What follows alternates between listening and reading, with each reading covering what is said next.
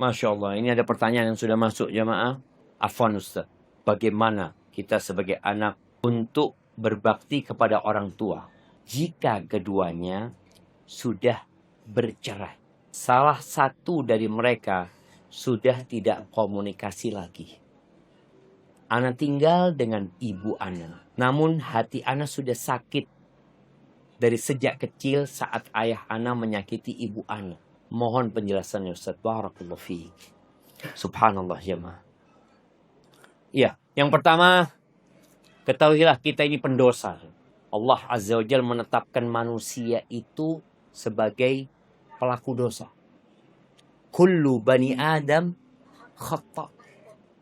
Semua anak Adam itu pasti berbuat salah. Wa khairul khata'in at-tawwabun. Dan sebaik-baiknya orang yang berbuat salah adalah yang bertobat kepada Allah Subhanahu wa taala. Tapi kalau orang tuamu berbuat salah kepada ibundamu, menyakiti ibundamu, bapak nanti akan mempertanggungjawabkan perbuatannya di hadapan Allah. Engkau bukan hakimnya. Engkau nggak usah mengadili bapakmu. Bapakmu nanti akan disidang. Tapi engkau juga akan disidang sendiri. Ketika sang anak durhaka sama bapaknya, ya kita akan disidang. Kenapa engkau durhaka sama bapak? Loh, bapak anak zalim. Loh, kan Allah sudah nyuruh kita berbakti sama orang tua. Walaupun orang tua kita zalim. Walaupun orang tua kita kafir. Nyuruh kita melakukan kekafiran, tetap kita berbakti. Maka tadi, jangan sibuk dengan dosa bapakmu. Tapi pikirkan kalau engkau durhaka sama bapak. Juga kadangkala anak ini dapat cerita buruk dari ibundanya. Ibu bapak itu dulu kan kayak gini. Tolong ya buat para ummahat. Ibu-ibu yang bercerai sama suaminya. Jangan bikin anaknya benci sama bapak. Udah cukup engkau berpisah sama anak, sama suami. Karena memang sudah gak jodoh lagi. Tapi jangan nambah dosa. Karena menanamkan kebencian kepada anak, kepada orang tuanya. Itu termasuk dosa besar nantinya. Sehingga anak kita durhaka sama orang tua. Maka tadi buat yang bertanya ini. Tetap engkau berbakti sama bapak. Terus bagaimana dengan kesalahan bapak? Sudah, bapak akan dihisap sendiri dengan kesalahannya. Dan boleh jadi dengan engkau memberikan nasihat kepada ayah. Ayah jadi sadar ketika anak ini berbakti sama bapaknya. Sang ayah lihat, ya Allah, anakku ini Masya Allah. Walaupun dia dibesarkan sama ibundanya, dia tetap berbakti kepada aku. Karena memang wajib berbakti kepada orang tua walaupun mereka sudah berpisah. Doakan ayah kita ya. Rabbighfirli wali walidayya warhamhuma kama rabbayani shaghir. Ustaz, berikan saya nasihat. Orang tua saya suka meminta kepada saya untuk membeli barang yang sebenarnya saya mampu untuk membelinya. Tapi saya selalu khawatir kalau itu mengorbankan uang tabungan yang saya sisihkan setiap bulannya. Yang juga uang tabungan itu saya akan gunakan untuk menikah. Kelak jika telah sampai waktunya. Mohon didoakan Ustaz, semoga saya dipertemukan dengan jodoh. Mohon nasihatnya Ustaz. Barakallahu fiik. Ketika antum bisa membeli yang diinginkan orang tua, dan itu tidak membahayakan orang tua dan membahayakan dirimu, belikan. Ustaz, tapi kan ini nabung. Ketika antum membelikan sesuatu dan antum hadiahkan kepada orang tua, ini tabungan yang sebenarnya. Nabi SAW mengatakan, yaqulu ibnu Adam ma. Manusia ini teriak mengatakan, hartaku, milikku, milikku. Kata Nabi SAW, engkau tahu mana yang milik? Yang kau makan, kemudian jadi kotoran, itu yang milik. Yang kau pakai, kemudian jadi usang, itu milikku. Kemudian yang engkau sodakohkan, itu yang jadi milik. Tapi kalau yang ditabung, oh belum tentu. Boleh jadi kau mati. Nikah. Walau uang itu engkau manfaatkan. Jadi warisannya siapa? Ibumu. Maka tadi jangan takut untuk berbagi sama orang tua. Anak sudah menyisihkan. Sudah. Subhanallah jemaah. Ketika anak menikah. Anak gak punya fulus. Ibu anak ngomong. Syafiq. Mau nikah. Iya man. Tapi gak punya fulus. Iya. Sudah ada yang mau dinikahin. Belum ada juga. Fulus gak ada perempuan. Tapi alhamdulillah. Allah mudahkan. Jadi ketika antum berbakti sama orang tua, insya Allah doa antum mustajab. Dan ketika orang tua antum ridho sama antum. Dan ketika Allah ridho sama kita, apa yang perlu antum takutkan? Cuma kan kadang-kadang kita mulai khawatir nanti ini, nanti udah bisa. Bismillah. Rizki itu ada dua. Rizki yang kita cari, ada rizki yang mencari kita. Betapa seringnya kita dapat rizki yang tidak disangka-sangka. Nah, disitulah ketika antum bertakwa kepada Allah, barang siapa yang bertakwa kepada Allah, pasti Allah kasih solusi dan Allah kasih rizki dari arah yang tidak disangka-sangka. Barakallahu fiikum. Insyaallah. Bismillah. Waduh, coba lihat. Afan Ustaz, ketika kita berbuat salah kepada orang tua, lalu kita meminta maaf, tapi tidak dimaafkan, apa yang harus kita lakukan? Terus minta maaf. Doakan orang tua. Terus berbuat bakti sama orang tua. Orang tua itu sebenarnya sayang sama kita. Dia tidak memaafkan kita itu berat. Tapi boleh jadi kita sudah menyakiti hati. Maka teruslah berbuat baik ya. Dulu ada satu kawan dia cerita, Ustaz, ibu ana marah sama ana, Ustaz. Kalau ana ke rumah ibu ana nggak dibukain pintu. Apa yang harus ana lakukan? Antum datang. Datang, duduk di depan pintu ibu. Nunggu sudah. Nggak dibuka, ya udah nggak apa-apa. Antum duduk, berzikir, baca buku. Setelah 1 jam, antum bilang, Ma, ana izin pulang, Ma. Assalamualaikum. Pulang. Lama-kelamaan dibukain pintunya sama ibu. Ibu itu sayang sama anaknya. Tapi kadang-kala dia sakit hati sama kita. Maka antum jangan pernah menjauh. Tadi kata Allah, wasahibhuma, dampingi. Nggak dibukain pintu, nggak diajak ngomong, ya udah duduk di sebelah ibu. Ketika sudah waktunya pulang, antum minta izin untuk pulang. Semoga dengan itu Allah buka pintu hati ibunda untuk memaafkan kita. Bismillah. Afwan Ustaz. Ibu ana meninggal di bulan Ramadan. Bapak ana masih mengadakan acara ritual kematian. Apa yang wajib ana lakukan, Ustaz? Kita berbakti sama orang tua kita. Di antara bentuk kebaktian kita kepada orang tua yang sudah meninggal dunia itu adalah bersedekah buat orang tua kita. Jadi tatkala kita memang tidak mengadakan acara seperti itu, ya udah kita sebagai seorang yang mencintai ibunda kita. Karena orang berpikir kalau kita tidak mengadakan acara 3 hari, 7 hari, 40 hari, dianggap kita nggak berbakti sama orang tua.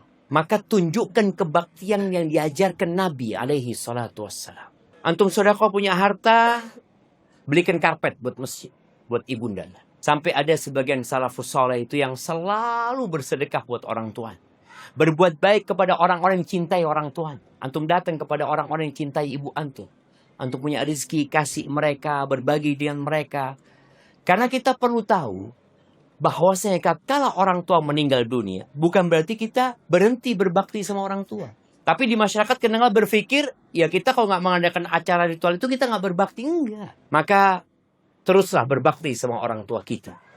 Setelah meninggalnya, dengan bersedekah buat orang tua kita. Mungkin yang orang tuanya belum haji, dia bisa menghajikan orang tuanya, ya. Dia mengumrohkan orang tuanya. Jadi tetap ada kebaktian sama orang tua setelah meninggalnya orang tua kita. Kemudian tatkala kita diminta orang tua kita, amahnya kita berikan buat ayah kita uang itu.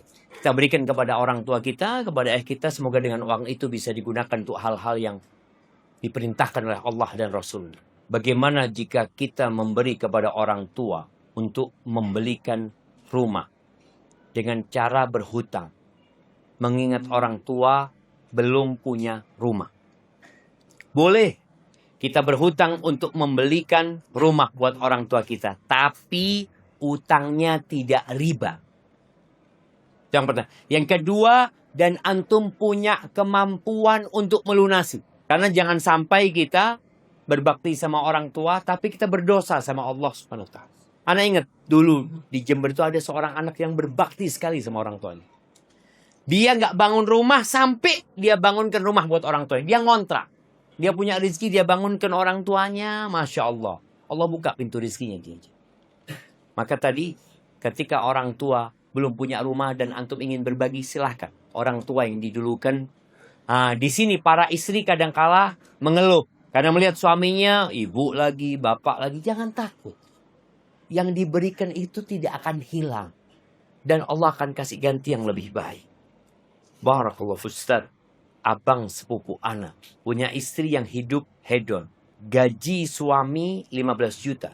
Tapi istri minta anak sekolah uang masuk 20 juta. Lebih. Akhirnya makan sulit. Suami jadi suka marah. Terakhir istri minta cerai. Istri mau iPhone. seri tertentu. Suami hanya mampu belikan yang murah. Beberapa hari iPhone dibalikan karena orang tuanya membelikan iPhone seri pilihannya. Suami sakit hati. Sebaiknya bagaimana Ustaz? Sisi suami. Yang pertama, hendaklah suami ini banyak istighfar. Mohon ampun sama Allah Subhanahu wa taala. Sebelum kita menyalahkan orang lain, hendaklah kita menyalahkan diri kita sendiri. Karena kita ini pelaku dosa.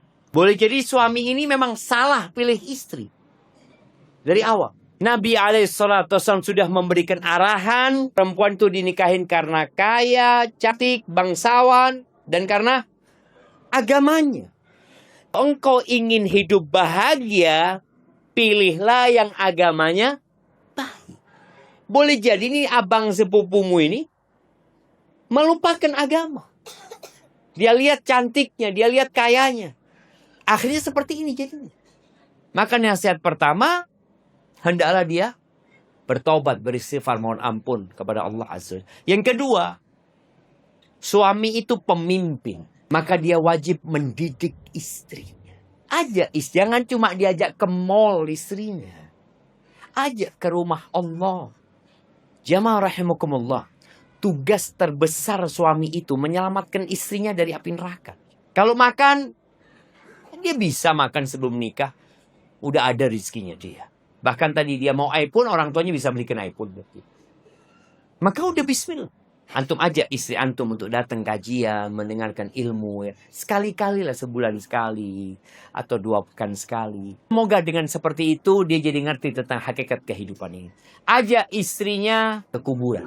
Supaya ingat mati. Ajak istri, wanita, bukan istri aja ya, semuanya. Kita yang tertipu dengan dunia ini, sering-sering datang ke kuburan. Untuk ziarah kubur mengingat kematian. Sering-sering datang ke tempat bencana. Lihat orang yang di bawah kita. Sehingga kita jadi bersyukur kepada Allah Azza wa Jalla. Karena kalau dapat potongan video saudara-saudara kita di Gaza. Jadi kita ngelihat dunia ini gak ada artinya. Cuman. Mereka dibom, sekali dibom, 15 orang mati, rumah hancur. Gak ada harganya dunia ini. Iya memang. Dunia ini, subhanallah, tidak sebanding dengan 1 sayap nyamuk di sisi Allah. Maka jangan terlalu sibuk dengan dunia. Maka tolong tadi bagaimana dia mendidik istrinya. Kemudian tadi, tidak semua yang diinginkan istri harus dipenuhi. Kalau kemudian sang istri dibelikan sama orang tuanya, ya udah nggak usah sakit hati. Ya alhamdulillah engkau dikasih sama bapak. Nggak perlu kita sakit hati kalau dia dikasih hadiah sama orang tuanya. Karena nggak apa-apa dia nerima hadiah dari orang tuanya. Nggak salah gitu. Cuma tinggal antum menata hati. Antum minta maaf, anak nggak bisa belikan iPhone yang engkau sukai gitu ya. Anak cuma bisa beli ini. Karena juga antum nggak wajib memenuhi semua kemauan dia. Barakallahu fikum. Barakallahu fikum. Baik, ini ada berapa pertanyaan lagi? Bagaimana sikap dari seorang anak yang merasa tidak didampingi oleh ibunya? Dikarenakan ibunya harus bekerja keras untuk mencari penghidupan anak. Karena bapak anak ini sudah meninggal dunia. Di sini antum harus lebih berbakti sama ibu. Adik antum merasa tidak didampingi sama ibu, ya ibumu kerja buat engkau gitu. Jangan pernah membandingkan dirimu dengan orang lain. Jangan bandingkan ibundamu dengan ibunda orang lain. Jangan. Karena engkau nanti akan benci sama ibumu. Enak ibunya fulan selalu mendampingi anaknya. Engkau tidak didampingi. Ya udah. Engkau lihat kepada kelebihan dan kebaikan ibundamu. Dengan cara itu untuk kau akan berbakti sama ibunda. Apakah boleh kita sedekah kepada orang tua kita? Syukran. Ketika orang tua kita tidak mampu, kita bukan sedekah. Kita wajib memberikan nafkah kepada orang tua kita. Ketika orang tua kita mampu, maka kita kasih hadiah. Jadi bukan sedekah buat orang tua tapi nafkah. Memang sebagian ulama berbicara bagaimana kalau orang tua kita punya utang yang besar. Bisa nggak kita kasih zakat untuk melunasi utangnya? Jadi bukan untuk memberikan nafkah, tapi untuk melunasi utangnya. Sebagian ulama membolehkan karena orang tua kita nggak mampu dan punya tanggungan yang besar. Izin Ustaz, bagaimana cara berbakti kepada mertua orang tua istri? Yang mana mereka membenci anak. Taib, ada asap, ada api. Pertanyaannya, kenapa antum dibenci sama mertua? Kita nih, anak ini wajib berbakti sama bapak ibu anak. Bukan wajib berbakti kepada mertua. Istri kita wajib berbakti kepada orang tuanya. Bagaimana suami ini membantu istrinya berbakti sama orang tuanya? Memang ada mertua yang matri, orang tua yang matri, yang semua dinilai dengan harta. Ya udah, jangan terlalu diambil pusing menghadapi mereka. Ketika kita memang punya harta, kita berbagi harta. Kita nggak punya harta, kita berbagi perhatian. Maka tadi, kalau antum dibenci sama mertua, apa penyebabnya? Boleh jadi antum pernah menyakiti mereka, maka minta maaf kepada mereka.